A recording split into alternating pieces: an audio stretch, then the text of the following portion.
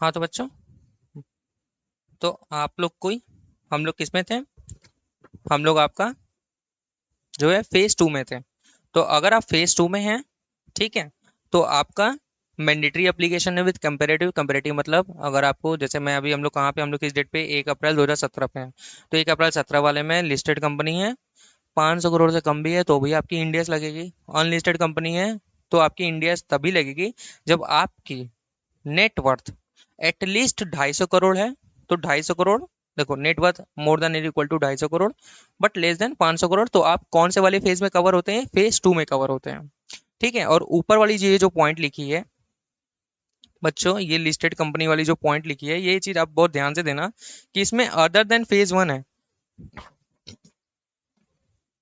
Sorry, other than phase one का मतलब ये हुआ कि जो फेज वन में कवर हुई है वो वाली कंपनी को छोड़ के, मतलब 500 करोड़ और मोर वाली कंपनी जो लिस्टेड है या नहीं है, वो आपकी फेज वन में कवर हो गई। उनको सारी कॉम्प्लायंसेस करने पड़ेंगे, उनको कोई भी रियायत नहीं दी गई है। लेकिन इस सेकंड फेज में कुछ कंपनियों को, जो छोटे कंपनी है, जैसे कि जिसकी नेटवर्थ जो है 500 करोड़ से कम है, ठीक है, तो उनको जो है थोड़ी रियायत दी गई है। Unlisted company having net worth 250 crore more but less than 500 crore, ठीक है, 500 करोड़ से ज्यादा है तो वो ऊपर कवर हो जाएंगे, और just of the above holding subsidy associate joint venture. तो इसके लिए मैं आपको जो है एक आपको एक एग्जांपल कराना चाहता हूँ। आ जाओ मेरे साथ साथ, देखो एग्जांपल। ठीक है, जैसे मान लो आपकी कोई कंपनी, आवाज आ रही है ना आपको? Mike check check. चलो, मान लो आपकी कोई कंपनी है, राम लिमिटेड, ठीक है। तो अगर ये मान लो, मैं कहता हूं इसकी नेटवर्थ जो है वो आपका 499 करोड़ है, तो क्या इस पे इंडियस लगेगा? और लगेगा तो कौन से फेज में लगेगा? फेज वन में वाले में लगेगा या फेज टू वाले में लगेगा? सर ये फेज वन और फेज टू क्या है? तो मैंने आपको बताया है बच्चों कि फेज वन वाली कंपनी जिसमें सारे कॉम्प्लायंसेस करने पड़ते हैं, ठीक है, फेज टू वाले कुछ रियायत दी गई, बस यही याद रखो आप। मैं सारी चीजें आपको बताऊंगा, अभी आप ये बताओ कि फेज वन में कवर होगा क्या? सर, फेज वन में हमने क्या पढ़ा था? हमने पढ़ाया था कि अगर आपकी कंपनी लिस्टेड हो या ना लिस्टेड नहीं हो, आपका नेटवर्थ 500 करोड़ होना चाहिए, तभी जाके आपकी ये कंपनी पे इंडियस लगेगा, और वो भी मैंडेटरी। तो यहाँ कितनी है? यहाँ तो 499 करोड़ है, यानी 500 करोड़ से कम है, तो आपकी इंडियस फेज वन में नहीं लगेगी। सर फेज टू में लगेगी क्या? फेज टू की लिस्टेड, पहली कंडीशन क्या है? आपकी लिस्टेड होनी चाहिए। अगर आपकी कंपनी लिस्टेड है तो 500 से करोड़ से कम भी है तो भी आपकी इंडियस लगेगी ही लगेगी। सर अगर ये राम कंपनी, मैंने तो यहाँ पे बोला ही नहीं कि लिस्टेड है नहीं लिस्टेड है, तो अगर मान लो ये लिस्टेड है तो ये फेज टू में कवर होगा ही होगा। सर अगर मान लीजिए ये राम कंपनी ये अनलिस्टेड होती, तो सर क्या करते? तो क्या इंडियस लगता क्या? तो अनलिस्टेड का क्राइटेरिया क्या था? 250 करोड़ और more but less than 500 crore. तो ये कंपनी किस पे जाएगी? तो देखो, फेज वन में तो आएगी नहीं, क्योंकि फेज वन में आने के लिए आपकी नेटवर्थ कितनी होनी चाहिए? एटलीस्ट 500 करोड़। तो ये किस में आएगी? फेज टू में आएगी, क्योंकि ये 250 वाले में से है। तो यानी तब भी जो है ये इस पे इंडियस लगेगा। वो भी किस पे लगेगा? आपका फेज टू में लगेगा। आपको समझ में आया बच्चों? चलो अच्छी बात है।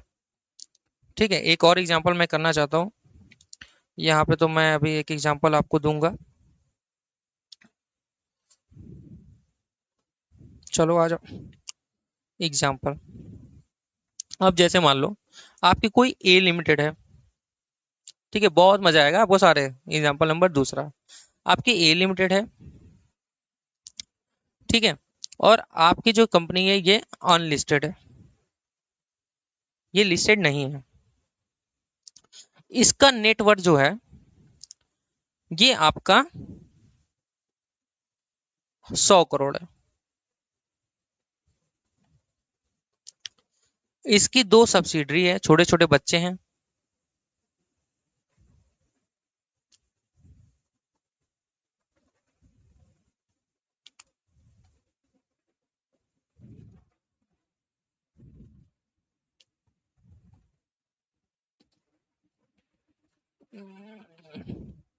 इसके दो छोटे छोटे बच्चे हैं। मैं कहाँ पता ये कौन सी कंपनी है। ये आपकी ए लिमिटेड है, इसकी कंपनी है। एक बी लिमिटेड है और एक सी लिमिटेड है। ये दोनों इसकी कौन सी कंपनी है, ये सब्सिडरी है। ये भी सब्सिडरी कंपनी है और ये भी सब्सिडरी कंपनी है। इसका नेटवर्थ जो है वो 100 करोड़ है। इसका नेटवर्थ जो है ये 60 करोड़ है। अब आप मुझे ये बताओ कि इंडेक्स किस पे लगेगा। ए पे लगेगा क्या, बी पे लगेगा क्या, या सी पे लगेगा क्या? बताओ बताओ, सोचो, दिमाग लगाओ कि सर हमारी देखो फेस वन की तो बात ही नहीं है, क्योंकि ये कंपनी, जितने भी कंपनी है ये भी अनलिस्टेड है। ठीक है, ये भी अनलिस्टेड है और ये भी अनलिस्टेड है। इनमें से कोई भी कंपनी लिस्ट नहीं है। ठीक है। और तो लिस्ट नहीं है तो भाई, तो फेस वन में तो मतलब 500 करोड़ वाले, फेस वन में तो 500 करोड़ वाला है, तो 500 करोड़ तो किसी की भी नहीं है। फेज टू में क्या है, अगर आपकी 500 करोड़ से कम भी है लेकिन लिस्टेड है तो लग जाएगा, तो पहले पॉइंट पे कवर नहीं है। फेज टू का दूसरा पॉइंट क्या कहता है अनलिस्टेड के लिए, कि अगर आपकी नेटवर्थ 250 करोड़ या मोर है, बट भले आपका 500 करोड़ से कम है तो भी आपको लग जाता है। तो क्या यहाँ पे किसी कंपनी की नेटवर्थ 250 करोड़ से ज्यादा है या 250 करोड़ है? तो अगर देखा जाए 100, 100, 60, कुछ बच्चे बोल रहे हैं सर बिल्कुल लगेगी, तीनों पे लगेगी। ऐसा है क्या? तो इसका जवाब क्या है बच्चों? तीनों पे इंडेक्स आपकी नहीं लगेगी। सर ऐसा क्यों? अभी तो आपने बोला ना सर कि इंडेक्स अगर लगाना है तो बच्चों 250 करोड़ देखना है। तो देखना है ना बच्चों, मैंने कब कहा आपको कंसोलिडेट करके देखना है? मैंने आपको कभी बोला ये कि आपको पूरा टोटल ग्रुप का देखना है? नहीं। तो मैं आपको ये बताना चाह रहा हूँ, एक पॉइंट है हमारा, जो इंडेक्स का नेटवर्थ आपको देखना है इंडेक्स एप्लीकेबिलिटी के लिए, वो इंडिविजुअल फाइनेंशियल स्टेटमेंट देखना है, मतलब स्टैंड अलोन। क्या यहाँ पे 250 करोड़ है? सर नहीं है, तो इंडियस इस पे नहीं लगेगा। इसका है? सर नहीं है, इस पे भी नहीं लगेगा, इस पे भी नहीं लगेगा। इंडियस इस पे नहीं लगेगा। समझ गए बात आपको? सर अगर इसकी नेटवर्थ 250 करोड़ होती, मतलब ये 100 करोड़ को हटा दिया जाए और इसकी नेटवर्थ 250 करोड़ हो जाती, और इसका अभी भी जो है, देखो मैं टिक कर दे रहा हूं तो आपको समझने में आसान हो। ये इसकी टर्न नेटवर्थ है, ये इसका नेटवर्थ है और ये इसका नेटवर्थ है। तो अब आप बताइए, अब आपका जवाब क्या होगा? ए लिमिटेड पे, बी लिमिटेड पे और सी लिमिटेड पे, इन तीनों के लिए आपका जवाब क्या होगा? इंडेक्स लगेगा क्या? तो आप लोग तो डायरेक्ट बोलोगे सर बी पे तो लगेगा ही लगेगा। बट आपका आप मतलब आपका जवाब ये है कि बी लिमिटेड पे लगेगा, और कोई कह रहा है सर ए पे नहीं लगेगा और सी पे भी नहीं लगेगा। ऐसा नहीं है बच्चों, तीनों पे आपका इंडेक्स लगेगा। सर अभी आपने बोला इंडिविजुअल देखना है, इंडिविजुअल ए का 100 करोड़ है, सी का 60 करोड़ है, और आप बोल रहे हैं ए पे भी लगेगा, सी पे भी लगेगा। तो मेरे प्यारे बच्चों, मैंने आपको एक पॉइंट यहाँ पे बताया था, देखो क्या बताया था मैंने। मैंने देखो क्या बताया था, मैंने ये जस्ट ऑफ द अबव बताया था ना आपको। ये जस्ट ऑफ द अबव, इसका मतलब क्या था कि अगर आपकी होल्डिंग ने लगाया तो आपकी सब्सिडरी को भी लगानी है, अगर आपकी सब्सिडरी ने लगाया तो आपकी होल्डिंग को भी लगानी है। तो बस इसी चीज पे ये आपका एग्जाम्पल था। देखो यहाँ पे अगर आपने, ये जो कंपनी थी आपकी बी लिमिटेड, इसने इंडेक्स लगा दिया तो आपकी पप्पा भी लगाएगी। अब अगर पप्पा लगा रही है तो इसका दूसरा बेटा भी लगाएगा। मतलब आप समझ रहे हो वो खानदान वाली बात। तो मजा आया कोई एग्जांपल करके? चलो आ जाओ। ठीक है, समझ में आ गया ना बच्चों आपको? तो ये stand alone financial statement basis पे देखना है, मतलब इंडिविजुअल। तो देखो अभी हम लोग क्या क्या पढ़े हैं। हम लोगों ने पढ़ा कि दो फेजेस हम लोग पढ़े हैं। सबसे पहला, मेरे ख्याल से 3 फेज पढ़नी है, एक वॉलंटरी फेज था। फेज वन, फेज टू और एक वॉलंटरी। वॉलंटरी में क्या बोला, 1 अप्रैल 2015 से बोला कि अगर आपको चाहता है कि लगाना है तो लगा लो, और वो कंपेरेटिव बेसिस से होना चाहिए, मतलब अगर आप 15-16 का बना रहे हो तो आपको 14-15 का भी बनाना होगा। फिर 1 अप्रैल 2016 को क्या बोला गया, लिस्टेड हो अनलिस्टेड हो डजंट मैटर, अगर आपकी नेटवर्थ 500 करोड़ और मोर है तो आपको इंडियस लगाना ही लगाना है। सर फेज टू में क्या बोला? फेज टू कब आया? पहला तो 1 अप्रैल 15, फिर 1 अप्रैल 16, फिर आया 1 अप्रैल 17, फेज टू। उसमें क्या बोला? लिस्टेड कंपनी जो ऊपर कवर हो गई है, जिस पे लग रहा है वो उसको छोड़ दीजिए। 500 करोड़ से कम वाली कंपनी जो लिस्टेड है उस पे फेज टू में इंडिया लग जाएगा। दूसरा क्या बोला अनलिस्टेड के लिए? कि अनलिस्टेड कंपनी हो ठीक है, 250 करोड़ और मोर है, मतलब 250 करोड़ भी अगर आपकी नेटवर्थ है बट 500 करोड़ से कम है तो भी आपको इंडियस लगेगा। और just of the above, just मतलब joint venture, associate, subsidiary, holding. कुछ इंपॉर्टेंट पॉइंट है, बहुत मजेदार पॉइंट है, ये आपको बहुत मजा आएंगे। तो चलिए आज ही हम लोग इसको शुरू करते हैं। देखो सबसे पहला point, unlisted company having net worth below 250 crore shell not apply Indians, this company shall apply company as rule 2006। मतलब जो हमारे छोटे मोटे कंपनीज हैं, जो हमारे कंपनीज नहीं है, जो हमारी फर्म है, एसोसिएट्स हैं, ट्रस्ट है, बॉडी कॉर्पोरेट है, वो क्या लगाएंगे? वो अपना एएस रूल लगाएंगे। ठीक है बच्चों। और जिस कंपनी जो अनलिस्टेड, देखो लिस्टेड कंपनी तो कवर हो ही गई, 500 करोड़ से कम वाली भी कवर हो गई, 500 करोड़ वाली भी कवर हो गई, उससे ज्यादा वाली कवर हो गई। तो अनलिस्टेड की तो बात ही खत्म, तो मतलब उससे तो कुछ बचा ही नहीं ना। तो अनलिस्टेड कंपनी कौन सी कंपनी? जो 250 करोड़ से कम वाली कंपनी है वो अपना एएस रूल चुप मार के लगाएंगे। इफ एनी कंपनी ये बहुत अच्छी पॉइंट है, इससे मैं आपको एक सीख भी दूंगा। If any company once applied Ind AS, अगर किसी कंपनी ने इंडियस लगा लिया है either by voluntary or mandatory, मतलब अगर आपने 1 अप्रैल 15 वाले में झांसे में आके लगा लिया कि चलो अभी बोला जा रहा है लगाना है लगा लो, अगर आपने वॉलंटरी अपने मन से भी लगा लिया ना तो आप इसको विड्रॉ नहीं कर सकते। मतलब भारत की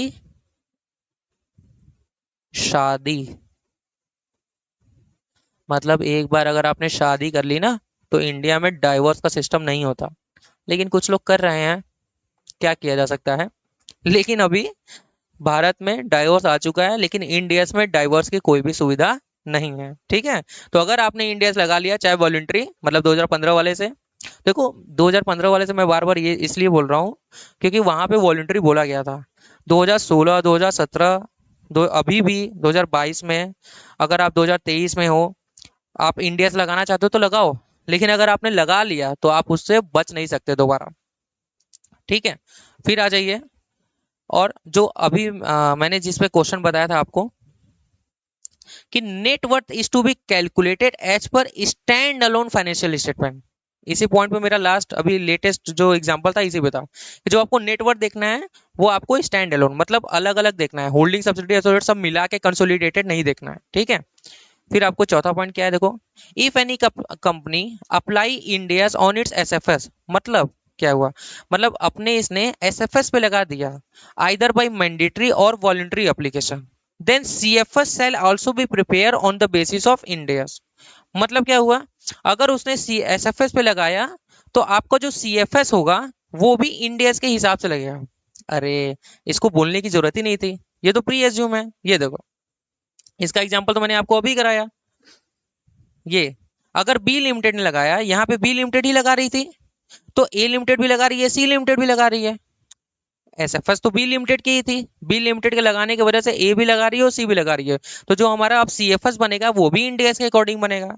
हाँ, फालतू पॉइंट। ठीक है, लेकिन याद रखना ऐसे ही पॉइंट ये नहीं है। अब देखो ये दोनों सबसे मस्त पॉइंट है मेरे, मतलब एकदम झकास पॉइंट है अनिल कपूर के लैंग्वेज में। तो चलो आ जाओ। An Indian company which is an Indian company which is a subsidiary, associate, joint venture of a foreign company should prepare its financial statement as per India's if it meets the criteria। देखो यहाँ क्या बोला है, Indian company जो कि या तो subsidiary है या एसोसिएट है या जॉइंट वेंचर है, मतलब आपके पप्पा जो है वो बाहर है, मतलब of a foreign company. Foreign company मतलब क्या हुआ? यहाँ पे कहने का मतलब है ये पप्पा, पप्पा आपके विदेश में है, फॉरेन में है, और उसके बच्चा कोई जो है एसोसिएट, सब्सिडरी, जॉइंट वेंचर वो इंडिया में है। तो वो इंडिया कैसे लगाएगी, कब लगाएगी? तो should prepare its financial statement as per Ind AS if it meets the criteria. मतलब अगर यहाँ पे पप्पा बच्चों वाला नहीं होगा, क्योंकि पप्पा तो बाहर है, वो तो यहाँ है ही नहीं, वो तो कहीं और रह रहे हैं, और किसके साथ रह रहे हैं पता नहीं। तो वो तो यहाँ है ही नहीं ना इंडिया में, तो यहाँ वो कॉन्सेप्ट नहीं चलेगा, क्योंकि वहां का खानदान अलग रह रहा है और यहाँ का खानदान अलग है। मतलब आप लोग इंडिया पे फोकस करना, नहीं तो कुछ लोग तो अलग ही लेवल पे फोकस हो गए होंगे। ठीक है। तो देखो, यहाँ मतलब फॉरेन कंपनी के अगर कोई बच्चे यहाँ पे है, कोई बच्चे यहाँ पे हैं, तो वो अपने एसएफएस के हिसाब से लगाएंगे। एक एग्जांपल इस पे आ जाओ, कराता हूँ, आ जाओ।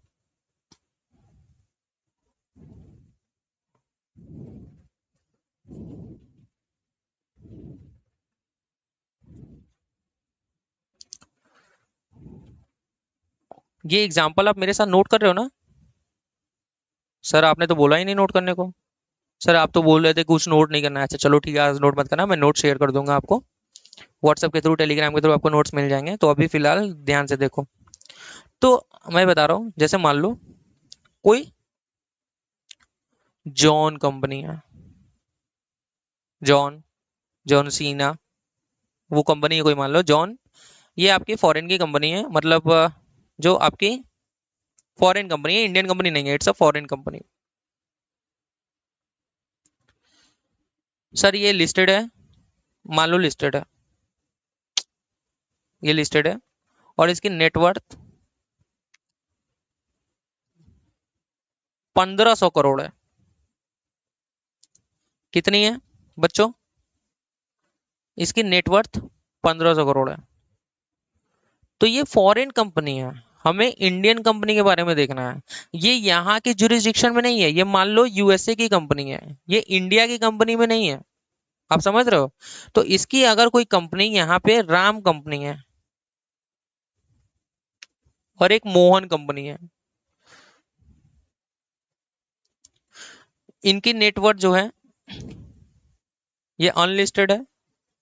देखो अगर लिस्टेड हो जाएगी तो आपको लगाना ही लगाना है, क्योंकि पांच सेकंड फेज में याद था ना, वो क्या था, लिस्टेड कंपनी हो 500 करोड़ से कम भी है तो आपको लगाना है। तो इसीलिए मैंने अनलिस्टेड लिखा हुआ है। अनलिस्टेड कंपनी है और इसका 100 करोड़ टर्नओवर है, और इसका, ये अनलिस्टेड कंपनी है, इसका टर्नओवर 250 करोड़ है। तो आप मुझे ये बताओ,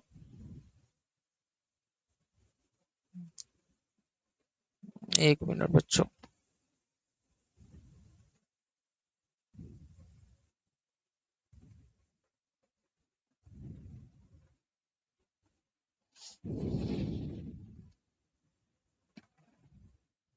तो अब बताओ। देखो इस पे तो इंडिया का सवाल ही नहीं होता, जॉन लिमिटेड पे, क्योंकि हमारे जुरिस्डिक्शन में है ही नहीं है, ये अपना जहां जुरिस्डिक्शन में वहां देखे। सर ये राम लिमिटेड इंडिया लगाएगी क्या? देखो मैंने आपको बोला है कि जो नेटवर्क देखना है वो आपको स्टैंड अलोन फाइनेंशियल स्टेटमेंट देखना है, तो अग्रीगेट तो बिल्कुल नहीं करना, सीएफएस के हिसाब से नहीं, आप एसएफएस के हिसाब से देखोगे। तो इसका टर्नओवर 100, तो पहले ये बताओ क्या ये लिस्टेड है? सर लिस्टेड नहीं है, तो बात ही खत्म। फर्स्ट फेज में नहीं है, सेकंड फेज के पहले पॉइंट में भी नहीं है, सेकंड फेज के दूसरे पॉइंट में आ सकता है क्या? 250 करोड़ है इसकी। क्या इसकी जो है नेटवर्थ 250 करोड़ है? तो इसका जवाब है नो। तो इंडिया इस पे नहीं लगेगा। अब इधर आ जाओ, मोहन कंपनी, ये क्या ये अपनी जो है लिस्टेड है? सर नहीं, लिस्टेड नहीं है। क्या इसकी नेटवर्थ 250 करोड़ और मोर है? यस सर, इसकी नेटवर्थ जो है वो 250 करोड़ मोर है, तो सर इस पे इंडियस लगेगा। सर आपने अभी बताया कि खानदान में किसी ने लगा लिया तो सबको लगाना पड़ा, अरे बेटा पप्पा है ही नहीं ना, तो कहाँ से लगाएंगे? इसकी भी अगर कोई होल्डिंग होगी, इसकी कोई होल्डिंग होगी जो इंडिया में हो, अगर होती तो वो लगाती। इसकी कोई सब्सिडरी है तो उसको लगाना पड़ेगा, और जो इंडिया में है वो ही। समझ रहे हो मेरी बात? चलो अब आ जाओ, दूसरा सबसे मस्त पॉइंट। मजा आ रहा है ना पढ़ने में? बहुत मजा आएगा, बहुत एकदम मजे में पढ़ोगे आप। N overseas subsidiary associate joint venture of a Indian parent company, जैसा कि आजकल हो रहा है, माँ बाप यहाँ है, बच्चे बाहर हैं, out of country. May prepare, देखो यहाँ क्या लिखा है, may prepare it's SFS according to specific jurisdiction, but Indian parent company will have to comply India's CFS if it meets criteria। मतलब क्या हुआ, राम लिमिटेड यहाँ है जो होल्डिंग कंपनी है, मतलब इसकी जो, अगर ये लिस्टेड है तो इसको लगानी लगानी होगी। चलो आ जाओ, इसका भी एग्जांपल देता हूँ आपको, तब समझ में आएगा। मजा आ रहा है ना आपको पढ़ने में? आना चाहिए। जब तक आपको मजा नहीं आएगा ना पढ़ने में, देखो मैं मजा लेने के लिए नहीं कह रहा हूँ, लेकिन यार हर चीज में आपको खुशी ढूंढनी चाहिए। समझ रहे हो मेरी बात को? देखो चीजों में अगर आप खुशियां ढूंढोगे ना, तो आपको ना करने में मजा आएगा। ऐसे बोरियस बोरियस करोगे ना तो आपको मजा नहीं आएगा। और आप मेरा मानना ये है ना कि आप एकदम ये सोचा करो, जब जब आप पढ़ाई कर रहे हो, मतलब आप अपनी क्लास कर रहे हो, तो आप उसमें खुशी ढूंढो कि आप कुछ नया पढ़ रहे हो। हाँ नई चीजें हैं, और ये जो भी चीजें पढ़ रहे हो ना, इट्स नॉट अ थ्योरी, ये पूरा प्रैक्टिकल है। आप जब अपना, जब कुछ बच्चे तो अपनी आर्टिकल जब शुरू कर दिए होंगे, जो बिग फर्म में होंगे, मिड साइज फर्म को छोड़ के, क्योंकि मिड साइज फर्म में इंडिया की अप्लीकेबिलिटी उतनी नहीं देखी जाती, लेकिन जो बड़े फर्म में होंगे वो ये सब बहुत ज्यादा देखते होंगे। उनके पास क्लाइंट के फोन आते हैं कि ये है वो है, बताइए उस पर इंडियस लगाना चाहिए नहीं, तो बहुत मजा आता है उस केस में। तो एकदम पानी की तरह समझ में आएगा आपको। खुश रहिए, मजे में रहिए, मस्ती करिए, लेकिन पढ़ाई को महत्व दीजिए। आ जाइए, अब जैसे हमारा ये कहना है कि राम लिमिटेड है सर, ये लिस्टेड कंपनी है, ठीक है। पहला एग्जांपल कि ये लिस्टेड कंपनी है, इसके दो सब्सिडरी हैं, ठीक है। एक सब्सिडरी वन और एक सब्सिडरी टू, यही इनका नाम है, सब्सिडी वन सब्सिडी टू। ये है आपकी यूएसए में, और ये है आपकी इंडिया में, ठीक है। तो अब जैसे मान लो इसका नाम मैं दे देता हूँ, इसका नाम रॉकी दे देता हूँ। वैसे रॉकी भाई तो यहाँ भी है इंडिया में लेकिन नाम तो रॉकी, रॉकी नहीं देता हूँ, रॉकी तो चलो आ गया है। अभी थोड़ा सा जो है इसका नाम मैं रैम्बो दे देता हूँ। हाँ, ये हुई ना बात कि रैम्बो लिमिटेड है, और ये जो है अपना रामलाल लिमिटेड है ठीक है। तो ये रामलाल लिमिटेड है, ये सब्सिडरी है, ये लिस्टेड कंपनी है। तो सर इस पे इंडियस लगेगा।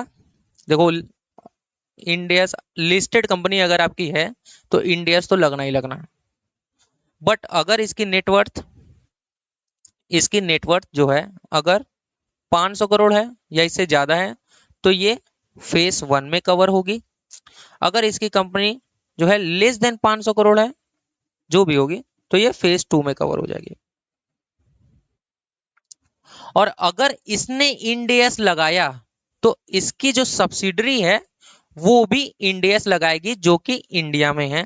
इसके नेटवर्थ को हमें देखना ही नहीं है, 10 करोड़ भी होगी ना तो भी लगाएगी वो, क्योंकि जरूरी है, क्योंकि पप्पा लगा रहे हैं। समझ रहे हो?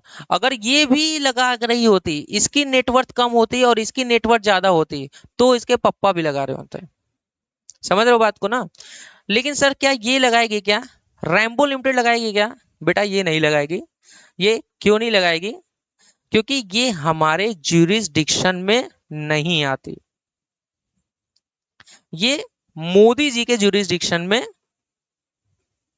मोदी जी, कुछ लोग कह रहे होंगे मोदी जी के पीछे से ये हटाइए पहले, ये आप लोग इतना इनको इज्जत मत दीजिए, लो बेटा हटा देता हूँ, बस बात खत्म, ठीक है। ये मोदी जी की, अभी कुछ लोग मोदी जी मोदी बोलो, मोदी मोदी तो मोदी जी के ज्यूरिसडिक्शन में नहीं आते, ये इंडिया के ज्यूरिसडिक्शन में नहीं है, तो इसलिए इन पे इंडियस नहीं लगता। तो सर इन पे क्या लगेगा? अरे बच्चों ये अपने यूएसए के ज्यूरिसडिक्शन पे हिसाब से जो लगाना है लगाए, यूएस गैप लगाए वहां की। समझ गए ना? तो यहाँ के ज्यूरिसडिक्शन में है जो वो लगाएगी। चलो आ जाओ सर, सीएफएस कैसे बनेगा?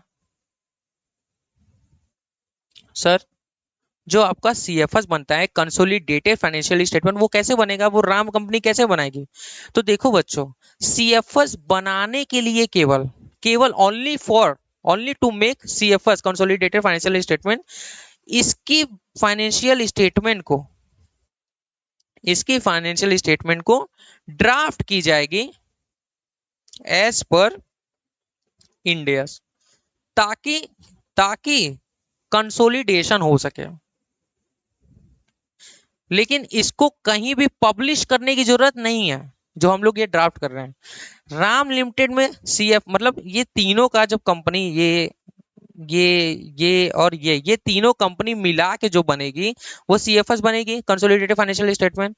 तो ये बनेगा कैसे? ये इंडेस लगा रही है, ये इंडेस लगा रही है, लेकिन ये तो लगा ही नहीं रही है, तो इसकी इंडेस सीए साहब सीए साहिबा इंडेस लगाएंगे और फिर इसको एक ड्राफ्ट करेंगे ताकि कंसोलिडेशन हो सके। ठीक है बच्चों, तो अगर आपके क्वेश्चन एग्जाम में आते हैं तो ये जरूर बोलना, only for the purpose to make draw for the purpose of CFS to prepare consolidated financial statement it is required to prepare draft financial statement। ठीक है बच्चों, चलो आ जाओ, समझ में आया आपको? अब आ जाओ, अब देखो ये अगला पॉइंट हमारा क्या लिखा है, if any company is listed on SME stock exchange then such entity shall not apply Ind AS, इन्हें इंडियस लगाने की जरूरत नहीं है। सर SME स्टॉक एक्सचेंज क्या होता है? देखो बच्चों, हमारा एक स्टॉक एक्सचेंज है जो न्यूयॉर्क स्टॉक मतलब बॉम्बे स्टॉक एक्सचेंज है, नेशनल स्टॉक एक्सचेंज है, और एक SME स्टॉक एक्सचेंज है। SME स्टॉक एक्सचेंज क्या होता है कि जो छोटे मोटे हमारे कंपनियां होते हैं, जो छोटे मोटे फर्म्स होते हैं, अगर वो अपने शेयर मतलब अपने शेयर्स को या अपने सिक्योरिटीज को या अपने डेप्ट को लिस्ट कराना चाहते हैं, तो वो भी देखो कोई भी लिस्ट क्यों कराना चाहता है? ताकि उनके पास फंड आए। अभी तो जैसे अगर किसी कंपनी के शेयर या किसी की कंपनी की सिक्योरिटी लिस्टेड नहीं है तो वो फंड तो एक लिमिटेड जगह से लेती है ना, लेकिन अगर किसी कंपनी की सिक्योरिटी लिस्ट हो जाती है किसी रिकॉग्नाइज्ड स्टॉक एक्सचेंज में, तो उसमें तो पूरे वर्ल्ड पैसा लगा सकता है। आपको फंड कहाँ कहाँ से मिलेगा आप सोच भी नहीं सकते। आप समझ रहे हो बात? तो इसीलिए लिस्ट कराया जाता है ताकि आपके पास फंड आ सके। तो एसएमई एक्सचेंज जो होती हैं वो क्या करती हैं, अपने जो सगे संबंधी या जान पहचान लोगों से ही बस वो पैसा इकट्ठा कर पाती है। तो जिनको फंड की जरूरत होती है वो एसएमई स्टॉक एक्सचेंज में अपनी इंटरप्राइज को अपनी सिक्योरिटीज को लिस्ट करा लेते हैं। तो एसएमई स्टॉक एक्सचेंज में अगर आप लिस्ट है तो आपको इंडियस लगाने की जरूरत नहीं है। But company listed on SME exchange में apply Ind AS on a voluntary basis. ठीक है, यहाँ पे मे अप्लाई नहीं होगा, यहाँ पे होगा गलती से वो प्रिंटिंग वाले ना, मे नॉट अप्लाई। मतलब सबके लिए वॉलेंट्री अलाउड है लेकिन इनके लिए वॉलेंट्री अलाउड है, ये चाहे भी तो ये लगा नहीं सकती भले ही 1 अप्रैल 2015 वाले में है। ठीक है बच्चों, चलो आ जाओ। अब देखो कंपनीज में हमारा पूरा कवर हो गया। सबसे पहला वॉलेंट्री बेस 1 अप्रैल 2015, फिर आया 1 अप्रैल 2016 पे फर्स्ट फेज, फिर आया आपका 1 अप्रैल 2017 पे सेकंड फेज, फिर आता है हमारा थर्ड फेज और फोर्थ फेज जो कि एनबीएफसी पे लगता है। सर एनबीएफसी क्या होता है? Non banking financial company. क्या होता है सर? तो देखो सीधा सा कॉन्सेप्ट ही है, वैसे एनबीएफसी आपने इंटर में ग्रुप 2 के एडवांस अकाउंट में पढ़ा होगा, तो जहां तक मुझे लग रहा है कि वो आप लोगों ने अच्छे से पढ़ा होगा या नहीं पढ़ा होगा, चलो कोई बात नहीं।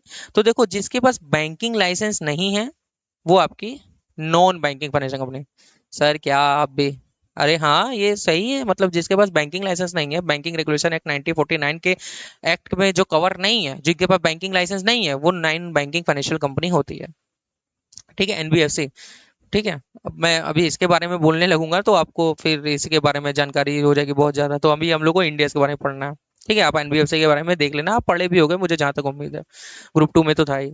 तो फेज 3 फेज 4, फेज 3 में क्या बोला, mandatory application with comparative, comparative का मतलब आपको समझ में आ गया, विद इफेक्ट फ्रॉम 1 अप्रैल 2018।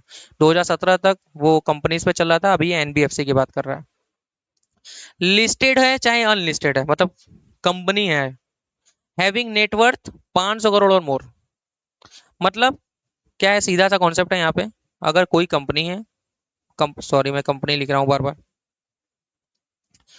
आपकी एनबीएफसी है और इसकी 500 करोड़ और मोर है, तो आपको इंडियस लगेगा ही लगेगा।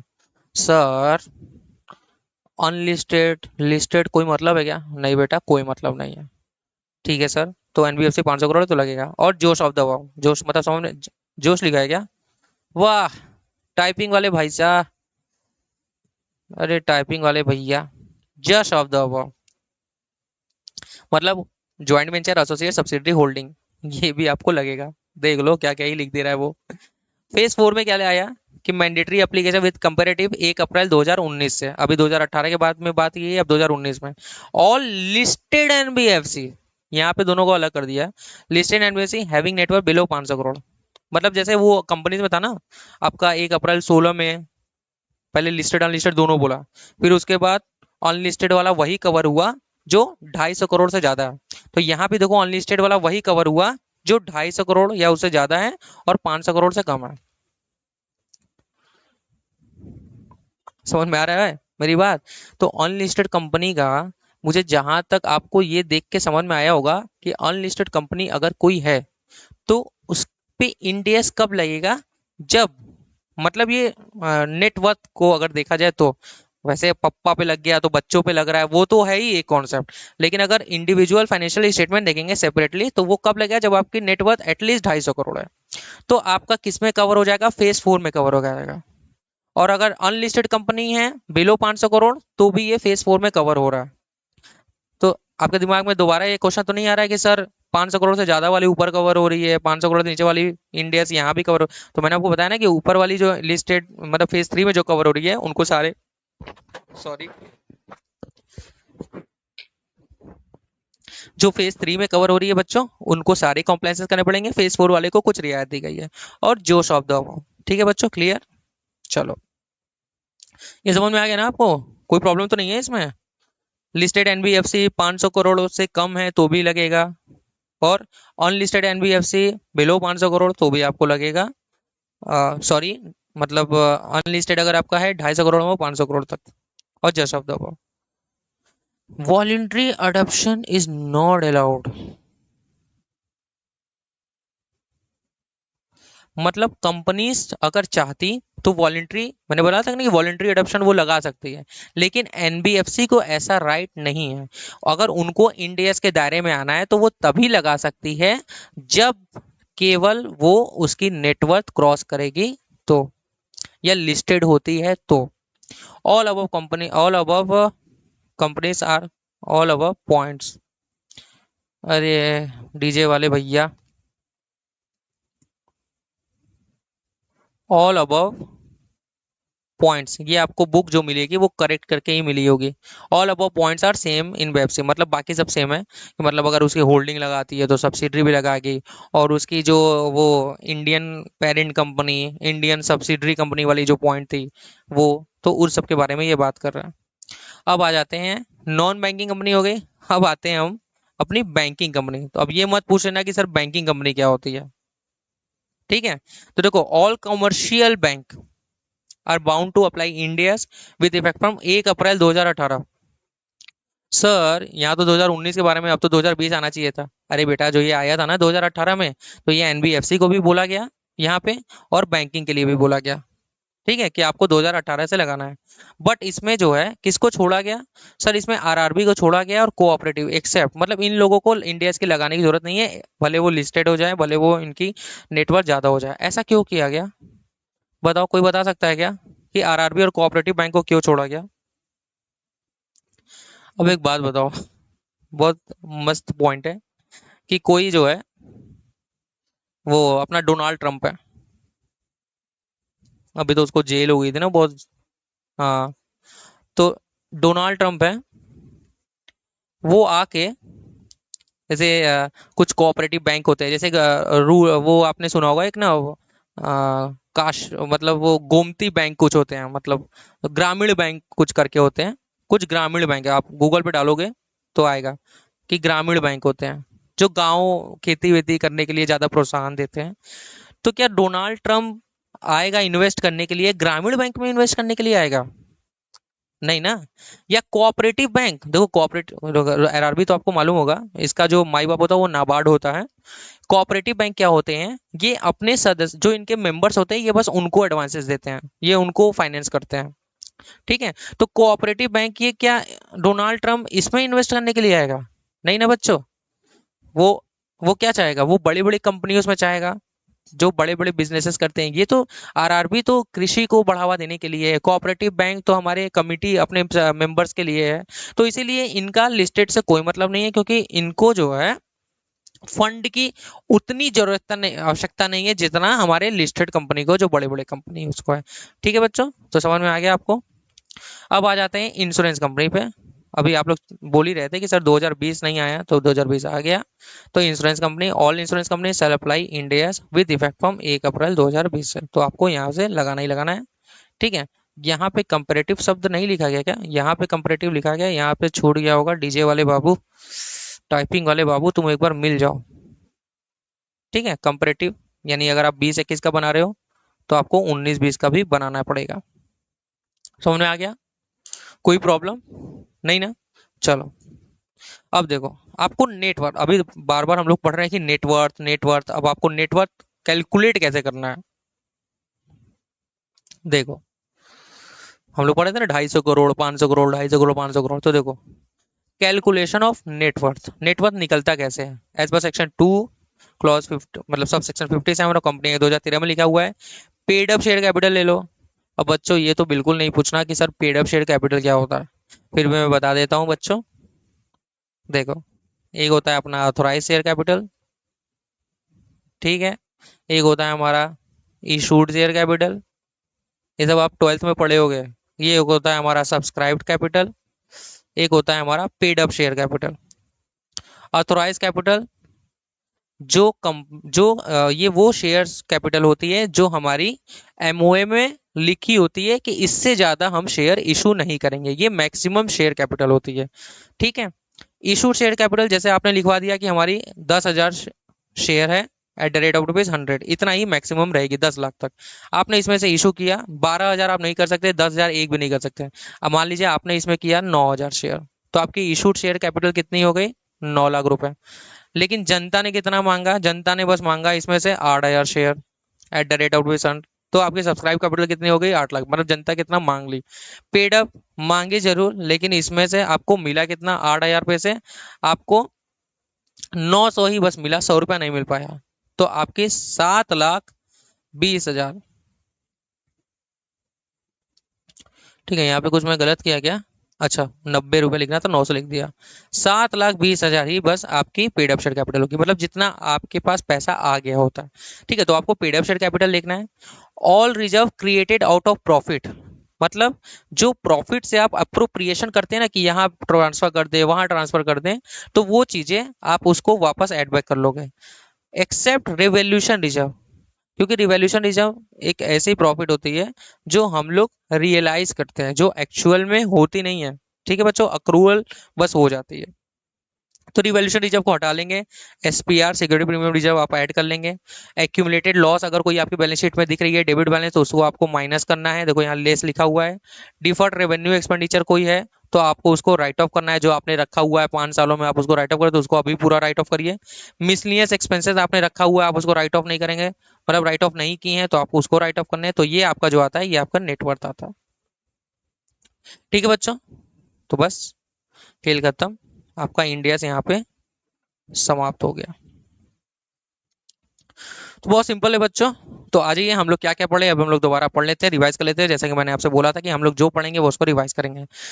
देखो, आज की क्लास में हम लोग सबसे पहले क्या पढ़े, हमने ये बताया कि पहले तो ये जान लो बच्चों कितने नंबर ऑफ इंडियाज, तो मैंने आपको बताया 31 इंडियाज आपको पढ़ने ही पढ़ने हैं। फिर मैंने आपको बताया कि इंडियाज की जरूरत ही क्यों पड़ी, इंडियाज होता क्या है। तो इंडियाज क्या होता है बच्चों, तो ये क्या है, रूल्स एंड मेथड्स है preparing A presentation of financial statement बनाने के लिए।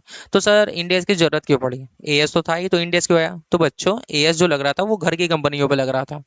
किसी अगर बाहर जो है रैम्बो को अगर इन्वेस्ट करना है इंडिया में, तो वो सोचेगा ना कि इस कंपनी की बैलेंस शीट मेरे को समझ में आए, तब तो मैं उसके बारे में समझ सकूं कि हाँ ये प्रॉफिट कमा रही है, ये अच्छी कंपनी है, इसकी रेशियो क्या है, मतलब डेप्ट इक्विटी रेशियो क्या है, और इसका फाइनेंस कितना लगा है, इक्विटी का कितना पैसा लगा है।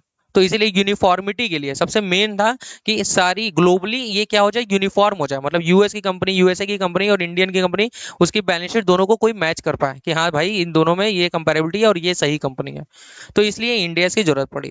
कब आया था सर? सबसे पहले इसके 2006 में बात छिड़ गई थी, कि मतलब लाना ही लाना है। 2011 में टैक्स इशू थे इसलिए उस समय नहीं आ पाए। 2014 में बजट में अरुण जेटली जी ने बोल दिया कि आपको इंडियस आएगी आएगी, और फिर 1 अप्रैल 2015 से आपकी इंडियस अप्लीकेबल हो गई। ठीक है बच्चों। फिर मैंने आपको बताया कि इंडियस लगता किस पे है, तो कंपनी पे, एनबीएफसी पे, बैंकिंग कंपनी पे और इंश्योरेंस कंपनी पे। कंपनी में वॉलंटरी फेज आया 1 अप्रैल 2015 पे। 1 अप्रैल 2015 पे क्या बोला गया, अगर आपको इंडियस लगाना है तो लगा लो, कोई प्रॉब्लम वाली बात नहीं है। 1 अप्रैल दो, लेकिन कंपेरेटिव बेसिस पे, मतलब अगर आप 15-16 का बना रहे हो तो आपको 14-15 का भी बनाना पड़ेगा। ठीक है। फिर आ जाओ आपको मैंडेटरी फेज कहाँ से शुरू होता है आपका, 1 अप्रैल 2016 से। उसमें क्या बोला गया, अगर आपकी कंपनी, मैंने आपको बताया था कि जो आपकी पहला वाला फेज था, फेज वन, इसमें लिस्टेड अनलिस्टेड मतलब ही नहीं है। आपकी नेटवर्थ 500 करोड़ या मोर है तो आपको इंडियस लगाना ही लगाना है, और जस्ट ऑफ द अबव मतलब holding subsidy associate joint venture इन सबको कंपनीज को भी लगाना है। फिर इसके बाद क्या बोला गया, फेज टू में, इसमें ये बोला गया अगर आपकी लिस्टेड कंपनी है 500 करोड़ से कम भी है तो भी आपको इंडियस लगेगा। तो सर डिफरेंस क्या हुआ, ऊपर भी लिस्टेड लग रही है नीचे भी लिस्टेड, मतलब 500 करोड़ से ऊपर वाली ऊपर कवर हो गई, 500 करोड़ से नीचे वाली नीचे कवर हो गई। तो मैंने आपको बताया कि बच्चों जो फेज वन में कवर हो गई उनको सारे कंप्लायंसेस करने पड़ेंगे, जो फेज टू में कवर होती है उनको कुछ कम कंप्लायंसेस करने पड़ते हैं, कुछ बड़े बड़े कंप्लायंस को उनको रियायत दी गई है, आपको करने की जरूरत नहीं है। फिर इसका सेकंड पॉइंट क्या था कि अनलिस्टेड कंपनी है तो अगर आपकी नेटवर्थ 250 करोड़ और मोर है बट लेस देन 500 करोड़ है तो आपका फेज टू में कवर हो जाएगा, और just of the above. Clear. फिर उसके कुछ छोटे छोटे पॉइंट्स हैं, क्या छोटे छोटे पॉइंट्स है बेटो, बहुत मस्त से पॉइंट है। सबसे पहला कि जो नॉन कॉर्पोरेट एंटिटी है, तो भैया जिसपे इंडियस नहीं लगता वो अपना एएस रूल लगाए, या जो अनलिस्टेड कंपनी है बिलो 250 करोड़, लिस्टेड तो कवर हो ही गई जितने भी है, अनलिस्टेड है 250 करोड़ से कम है तो अपना एएस रूल लगाए। फिर दूसरा है वो शादी और डाइवर्स वाला, कि अगर आपने इंडियस लगा लिया तो एक बार चाहे वॉलंटरी लगाया चाहे वॉलंटरी लगाया तो दोबारा आप जो है उसको छूट नहीं सकते, आपका डाइवोर्स नहीं हो सकता है इंडिया से। फिर क्या बताया मैंने आपको, दो बढ़िया बढ़िया पॉइंट बताया था। एक जो इंडियन कंपनी मतलब होल्डिंग कंपनी बाहर है और बच्चे यहाँ हैं, और बच्चे बाहर है इंडिया में आए तो जुरिस्डिक्शन के हिसाब से, मतलब जो बाहर कंपनी है वो अपने जुरिस्डिक्शन के हिसाब से बनाएगी। लेकिन कंसोलिडेशन करने के लिए सीए साहब या सीए साहिबा जो भी हैं, वो एक बैलेंस शीट उनकी जो बाहर रह रहे हैं उनकी भी एक कंपनी की बना देंगे, ड्राफ्ट कर देंगे, ताकि कंसोलिडेशन आसानी हो सके। केवल कंसोलिडेशन करने के लिए, ऐसा कोई रिक्वायर नहीं है उनको बनाने के लिए, ठीक है, वो आसानी होती है। और एक और पॉइंट था उसमें, एसएमई स्टॉक एक्सचेंज वाली कंपनियों को इंडियस लगाने की जरूरत नहीं है, भले उनका नेटवर्थ 500 करोड़ से ज्यादा हो, 250 करोड़ से ज्यादा हो, ठीक है, भले वो उस पर लिस्टेड हो और वो वॉलेंट्री नहीं लगा सकते। तो 1 अप्रैल 15 से चालू हुआ, 16 हुआ, 17 हुआ, फिर 1 अप्रैल 18 से किसको कवर किया गया, नॉन बैंकिंग फाइनेंशियल कंपनी को कवर किया गया, और इसी समय बैंकिंग कंपनी को भी कवर किया गया। Sir non banking financial company क्या होती है, जिसके पास बैंकिंग लाइसेंस नहीं होते। ठीक है, तो 1 अप्रैल 18 को क्या बोला गया, सर आपकी लिस्टेड है अनलिस्टेड है 500 करोड़ से या उससे ज्यादा है तो आपको लगेगी ही लगेगी, और just of the above, simple clear. फिर इसके बाद इसी का दो फेज फोर था, इसमें क्या बोला गया, वही सेम जो कंपनीज का था कि बिलो 500 करोड़ है लिस्टेड हो लगेगा, अनलिस्टेड हो 250 करोड़ और मोर है 500 करोड़ से कम है तो आपका फेज फोर में कवर हो जाएगा। सर डिफरेंस क्या होगा थ्री और फोर में, कुछ रियायत की डिफरेंस होगी, और just of the above, clear, खत्म। फिर आपका बैंकिंग कंपनी आया 1 अप्रैल 2018 से कि आपको लगाना ही लगाना है, और जितने भी इंडियस लग रहा है वो आपका वॉलंटरी बेसिस पे लग रहा है, मतलब सॉरी मैंडेटरी बेसिस पे लग रहा है, और आपका कंपेरेटिव रहेगा ही रहेगा। ठीक है बच्चों, मतलब मैं कंपेरेटिव बेसिस पे कह रहा हूँ कि आपका कंपेरेटिव बनाना है। तो आपका ये हो गया 1 अप्रैल 18 बैंकिंग कंपनी, 18 कवर हुआ, एनबीएफसी में 18 था। फेज फोर 1 अप्रैल 19 से आया, फिर 1 अप्रैल 20 से क्या आया बच्चों, इंश्योरेंस कंपनी पे बोला गया कि अगर आप हैं तो आपको लगाना ही लगाना है। बैंकिंग कंपनी में दो छूट दिए गए थे, किसको, आरआरबी और कोऑपरेटिव बैंक को। मैंने इसका बताया था कि डोनाल्ड ट्रंप जो है किसी ग्रामीण बैंक में थोड़ी इन्वेस्ट करने आएगा, या कोऑपरेटिव बैंक में थोड़ी इन्वेस्ट करने आएगा, समझ के बाद। फिर आपका चौथा फेज था 1 अप्रैल 20 में, इंश्योरेंस कंपनी को इंडियस लगाना ही लगाना है। फिर उसके बाद नेटवर्थ कैसे कैलकुलेट करना है, पीडीएफ से कैपिटल ले लो, सारे रिजर्व ले लो जो कि पीएनएल से क्रिएट किए गए हैं, एक्सेप्ट रिवॉल्यूशन रिजर्व को नहीं लेना है, एक्यूमुलेटेड लॉस को घटा देना है, मिसलिनियस एक्सपेंसेस है वो घटा दो, डिफर्ड रेवेन्यू एक्सपेंडिचर है वो सब घटा दो, तो आपकी ये नेटवर्थ आ जाएगी। और नेटवर्थ जो आपको देखना है वो स्टैंड अलोन फाइनेंशियल स्टेटमेंट के बेसिस पे देखना है। तो चलो आ जाओ बच्चों, हम लोग बोलते हैं प्रभु का नाम लेके।